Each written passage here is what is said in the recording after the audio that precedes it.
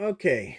Everybody's wondering, I haven't done a video in a while, so I thought about coming up with a little bit of a show and tell, kind of a combination game of chance.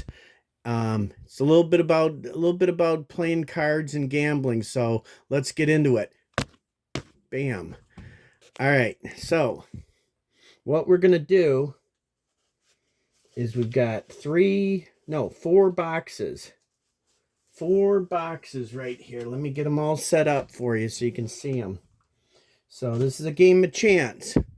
So we're going to say this little guy here, this little box is number 4. Okay. Hopefully everybody can see that. Okay, we're going to put these out. Here's number 3, number 2, and number 1. Okay, let me see if I got these where you can see them pretty good. Okay, everybody can see them. Everybody sees they got 4 boxes there. Okay, so how this is going to work is I've got these cards here. I'm going to shuffle them up. And if we get 3 jokers, game's over with. So I'm going to randomly pick a number or a card. If it's a number that corresponds with 1, 2, 3, or 4 of these boxes, then I will open the box up and we'll see what's in there. If it's a number that doesn't count, okay, like let's say it's a 5 or a 6 or something along those lines, then that card will be ignored. So 3 jokers and the game's over with. Okay, so first card, we're going to draw it here. Okay, it's a number 2. Isn't that great? Okay, so let's open up box number 2 and see what we got. Okay, so we'll put that card there. And we got box number 2. All right, let's open up, see what we got in here. And you see, I wasn't going to make it easy on you guys to see what's in here. I had to wrap it up too. So we got to do the little unwrapping of this too. So, okay, here we go. Drum roll, please. Brrr. Let's see what we got here. Oh, man. Look at that. Okay, I'm going to have to move this box out of the way for a quick minute. And that's what we are looking at right there. And let me see if I got a flashlight for it. This is an agate basin. It's either an agate basin or a type 1 Scots Bluff, the kind that doesn't have the little stem on it. You know how they stick out a little bit on the Scots Bluffs. But this, I would have to say, this is probably more along the lines of an agate basin point. It's got some very, very beautiful parallel flaking on it on both sides. Very nice.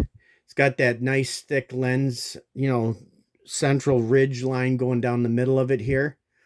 And this is translucent. And everybody's probably asking, what is this? What is this material? This is an authentic agate basin point. This was found, I believe, in North Dakota. And when I bought it, they said that it was made out of Knife River flint, but it's not that root beerish color Knife River flint like we're all used to seeing. This is what I think if I remember when I bought this point years and years ago back in the 80s, this was considered, they called this blonde Knife River flint. So it's from the Dakotas. It's from North Dakota, I believe.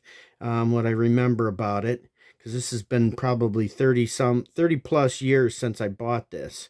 Probably 35, almost 40 years ago I bought this point.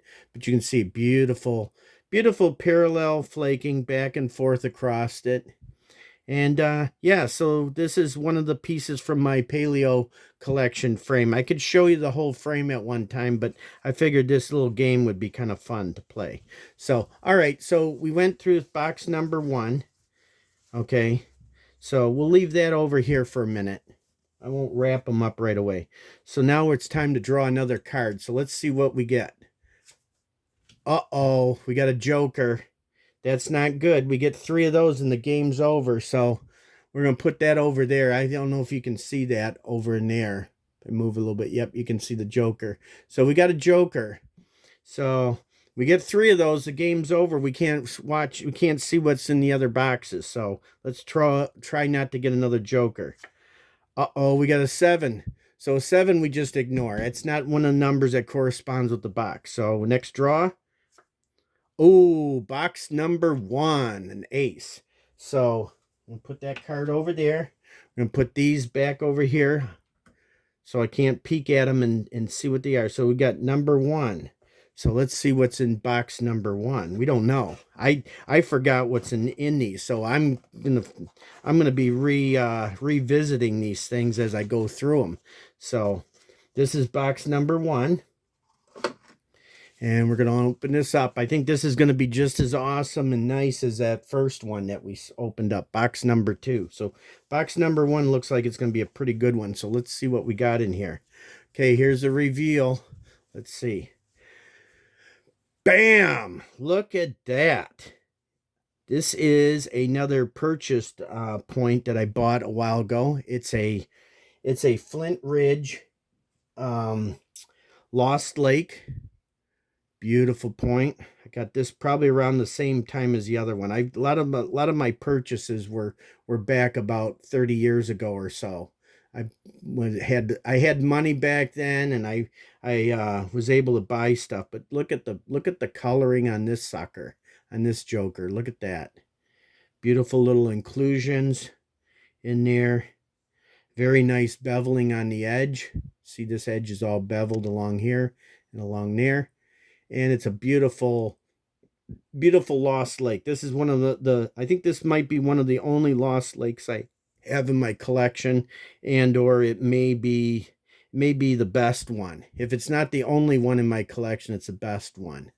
So okay, so there we go. We got an agate basin, and we got a Lost Lake. So now we go to dealing another card out. So let's see. Let me hold these. Let me try and move these back down here so you can see them. I'll bring them all back out at the end. Okay, so ready to draw another card here, folks. Let's see. Oh, a number 3. That's awesome. That means we're still in the game. We only got 1 joker, so that's awesome. So I'm going to put that up there. These are the cards that we drew. We drew an ace, a 2, and a 3, and we only got 1 joker, so that's good. So here's box number 3. Let's open this up. Let's check it out. Let's see what's in it. I'm just playing with you. All right, let's open this one up. This could be another awesome one. If you notice, some of these boxes have these old numbers and letters on there. These are boxes that I got from things that I won in Patrick's artifact auction, his flint knapping auctions that he has. So that's where I got the boxes from. So, and I do this game in the future, I may very well have some surprise Patrick auction winnings or items in there. So this is a pretty big point. This is pretty heavy too. This feels almost like that Lost Lake that we just had over there. So let's open this up and see what we got here. All right, here's the review. Are you ready? Wham! Look at that. This is a personal find of mine. This was found over in Kent County, Michigan, I believe, over by Kalamazoo, kind of over that way on the west side of the state. And this is a very special point for me because it's a Snyder's point, or Hopewell Snyder style point. And my last name is Snyder, so that's kind of unique. So I have there's an actual Snyder site. I believe it's in Illinois, and these are from the Hopewell culture. Snyder points always have these nice big wide open corner notches on them. They're usually really wide. They're almost, some cases they're almost as wide as they're long. So, but a good proportion Snyder, they're usually probably maybe twice as long as they're wide, I think. But this is a very nice one. It's got some plow damage, a little bit of dingage from being out in the field, but I was quite surprised to find a complete point that's like that, you know, that's all, it was unbroken, because usually these bigger points are hard to find out in the field. And I just noticed something about this. If you see this little line, this little central line on the blade or on the base of the point, it's a little bit cocked off center there. I don't know if you can see that. That's kind of weird. You know, we always think that the Indians used to make everything symmetrical and perfect and good, but this is a good example of a point where that central line that goes all around the edge of the point, that central line doesn't line up on the base. It's slightly offset. So if you look at this stem, it should be straight, but it's more like cocked over to one side, a little bit tilted. But yeah, that's a very, very nice example of a Snyder point. And as having the last name Snyder, I am equally excited and proud to have this. So that's number 3. That was box number 3, wasn't it? Okay, so moving right along, we'll see if we can still keep playing until we get the last box opened. And I believe we got one box left. So let's see if we draw a card to open that box up, or if we get 2 jokers in a row. Let's see. We only got 1 joker, so there's a chance that the odds are getting higher that we might crap out on this game. So let's see. Uh-oh. We got a joker. That's 2 jokers. So let's hope like hell that we don't draw another joker. Let's see. Oh man, that sucks. That's 3 jokers we drew. So now I can't show you the 1 point. I mean, unless you really want to see the other point. Let's see. Let's try it again. We got 3 jokers. The game should have ended, but let's see if we can draw a card and draw a number 4. Oh, a number 6. So we keep going. Oh, there's our 4 that we wanted. All right. Well, since I already took the stuff out of the frame, technically we should have just seen those 3 points, but hell, now I'll show off whatever's in the little box just for this one time. So this is box 4, and it's a significantly smaller little box. So let's see what we got. Let's open it up and see what's in here. Alrighty, we're almost there. Got to roll it over. This one's going to be quite tiny. And ready? Bam! Okay, this is another personal find of mine from Michigan. And this is a little, I'm going to have to probably put this white background away here. This is a little bifurcated point, little early archaic serrated bifurcate. And as you can see, it's got the little serrations on the edge there. And this is an interesting material. This is actually a piece of Bayport chert. That's our local flint that's quite common right in this part of Michigan where I live. And this is actually a piece that's got some of the Cortex still attached to it. That's why it looks so weird. It's got the white chalky kind of limestone Cortex there, and it's got a little piece on that ear there. So apparently they were salvaging any little piece of chert they could find, and they made this dandy little bifurcate. This is I'm not sure. I love bifurcates anyway, so I don't follow exactly what name they are, but there's Lake Erie, there's Fox Valley, there's St. Albans. This could be a St. Albans bifurcate, I'm thinking. And that I don't think it's a Lake Erie. Lake Erie has the 2 little very pointy little bifurcations on the stem. Where this one kind of, if you turn it upside down, it kind of looks like Mickey Mouse ears. Hi, boys and girls.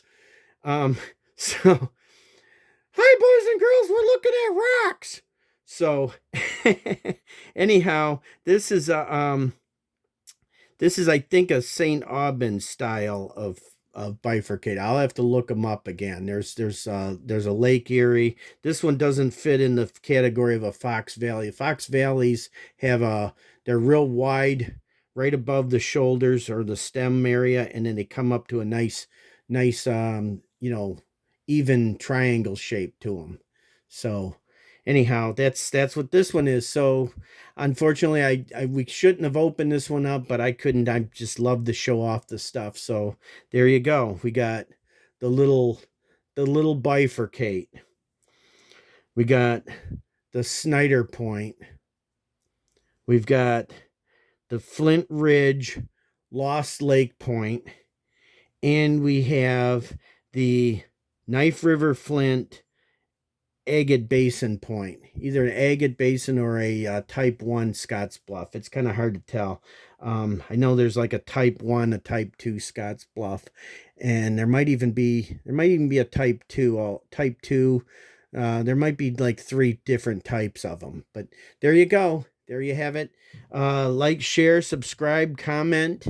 And we'll see you on the next one. This is a game called What's in the Box. So hope you enjoyed it. I'll see you on the next one.